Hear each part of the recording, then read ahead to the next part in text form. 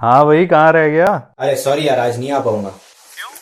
कुछ नहीं रे, ये बाहर निकला तो इतना ट्रैफिक कर रखा है इनकी समझ में, मेरे को समझ में नहीं आता साला इनकी प्रॉब्लम क्या है। एक तो गवर्नमेंट बोल रही है इतनी अच्छी स्कीम है, एक बार ट्राई करो, नहीं पसंद आया तो फिर प्रोटेस्ट करो। नहीं, लेकिन इनको पहले ही प्रोटेस्ट करने का है।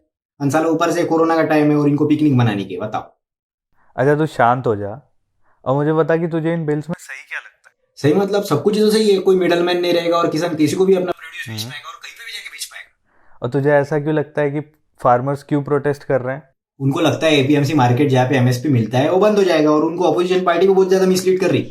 और क्या, बस इतना ही, बरोबर ना। देख, पहले क्या होता था। गवर्नमेंट ने बोला कि एक है ना मंडी होगी, एपीएमसी मंडी। वहाँ पे तुम लोग आओ और अपना अनाज जो है वो ट्रेडर्स को बेचो। और जो भी तुम्हारा माल नहीं बिकेगा वो हम लोग एक मिनिमम प्राइस पे खरीद लेंगे, यानी कि एमएसपी पे खरीद लेंगे। तो जो ट्रेडर्स और जो फार्मर्स होते थे उनको मिलाने का काम करते थे कुछ मिडलमैन, जो फार्मर्स के ट्रैक्टर से सामान उतरवाना, वेट वगैरह करना, क्वालिटी वगैरह चेक करने का काम करते थे, और वो ये सब करने के लिए कमीशन भी लेते थे। अब ट्रेडर्स जो होते थे, ज़रूरी नहीं है कि वो एमएसपी पे ही खरीदे, क्योंकि एमएसपी की कंपल्शन सिर्फ गवर्नमेंट पे थी। और हाँ, एक इम्पॉर्टेंट बात, मंडी के अंदर खरीदने पे टैक्सेस भी लगते थे। तो अभी नया रूल क्या बोलता है कि मंडी के बाहर भी बेच सकते हो आप। तो अब फार्मर्स क्या बोल रहे हैं कि मान ले 1,000 रुपये का एमएसपी है राइस पे, और उस पर 10% का टैक्स है। तो मंडी के अंदर का रेट कितना हो गया? 1,100 रुपये। अब बाहर से खरीदने वाले ने अगर किसान को बोला कि मैं 1,050 रुपये देता हूँ, तो बाहर से खरीदने वाले को 50 रुपये का फ़ायदा हो गया, और किसान को एमएसपी से 50 रुपये ज़्यादा भी मिल गए। बट अब इसमें प्रॉब्लम यह है कि अगर ये ऐसे ही चलता रहा तो जो मिडल मैन है, जो मंडी को चला रहे हैं, उनको कमीशन नहीं मिलेगा। कमीशन नहीं मिलेगा तो उनकी दुकानें बंद हो जाएंगी। दुकानें बंद हो जाएंगी तो एपीएमसी मार्केट बंद हो जाएंगे। एपीएमसी मार्केट बंद हो जाएंगे तो एमएसपी ख़त्म हो जाएगा, और एक बार एमएसपी ख़त्म हो गया तो बाहर के जो बायर्स हैं वो अपने हिसाब से रेट्स डिसाइड करेंगे। अच्छा। अच्छा, और दूसरी चीज़, अगर मान ले बाहर मंडी के फार्मर्स और ट्रेडर्स के बीच में कुछ प्रॉब्लम्स हो जाती है, पैसे को लेके या किसी भी चीज़ को लेके, तो फार्मर्स कोर्ट में भी नहीं जा सकते। उनको एसडीएम या डीएम के पास जाना पड़ेगा। अब फार्मर्स क्या बोल रहे हैं कि एसडीएम और डीएम जो हैं वो गवर्नमेंट के अंडर आते हैं, और जो कोर्ट्स हैं वो इंडिपेंडेंट होते हैं। तो अगर एसडीएम और डीएम के पास जाना पड़ेगा तो जो बड़े बड़े बिजनेसमैन हैं वो इनको इजीली कंट्रोल कर सकते हैं। बात तो सही है।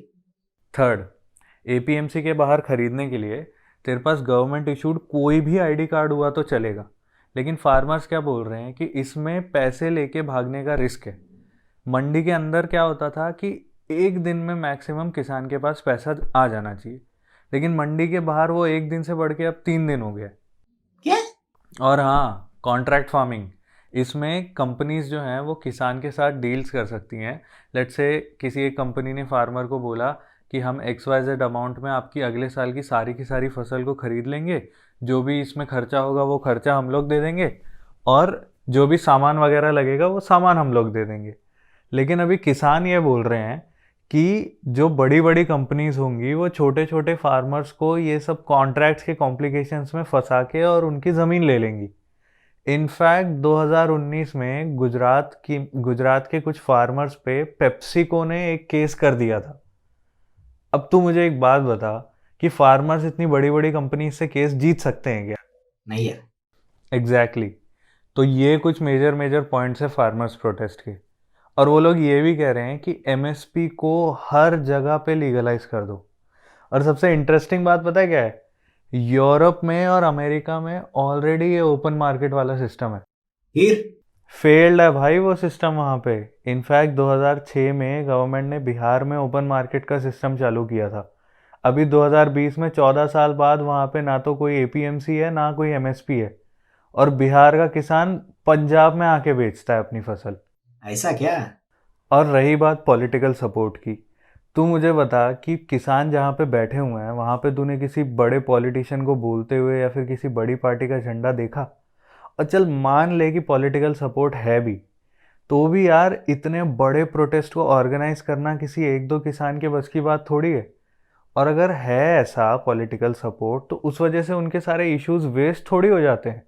सही बात बोल रहे हो भाई, लेकिन एक बात बता, इसमें हरियाणा और पंजाब के किसान बहुत ज्यादा क्यों है? भाई 6% जो इंडिया का किसान है ना, सिर्फ उसको ही एमएसपी का फ़ायदा मिलता है। और उन 6% में से मेजॉरिटी हरियाणा और पंजाब के हैं।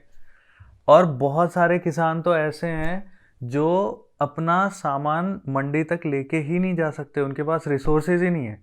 तो अब ओपन मार्केट बोल रहे हैं कि कहीं पे भी जाके बेचो, किसी को भी बेचो। जो किसान अपने लोकल मंडी में सामान नहीं लेके जा सकता, वो किसी दूसरे स्टेट या दूसरे डिस्ट्रिक्ट में कैसे लेके जाएगा?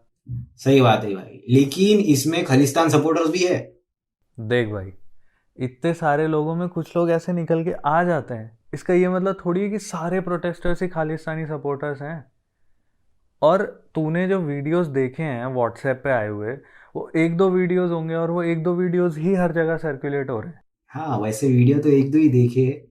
तेको पता है, अप्रैल 2017 में तमिलनाडु से कुछ किसान आए थे दिल्ली में। उनको मीडिया का अटेंशन लेने के लिए क्या करना पड़ा पता है? क्या? उनको भाई कच्चे चूहे और कच्चे सांप खाने पड़े। उनको अपनी आधे बाल और आधी दाढ़ी शेव करनी पड़ी। उनको अपना यूरिन तक पीना पड़ा, तब जाके उनको मीडिया का थोड़ा बहुत अटेंशन मिला। लेकिन तू मुझे बता, तुझे पता है क्या उनके बारे में अभी भी? नहीं। क्योंकि हम लोगों को मसाला चाहिए भाई। और हम लोगों को ऐसा मसाला चाहिए जो हम लोगों को समझ में आए। तो मुझे तो आप लोगों से एक ही बात बोलनी है कि ये जो छोटी छोटी फेक न्यूज़ है ना, या फिर छोटी छोटी चीज़ें हैं, ये खालिस्तान और ये अपोजिशन पार्टीज़, इसकी वजह से इस पूरे मोमेंट को डिस्क्रेडिट करना बंद कीजिए।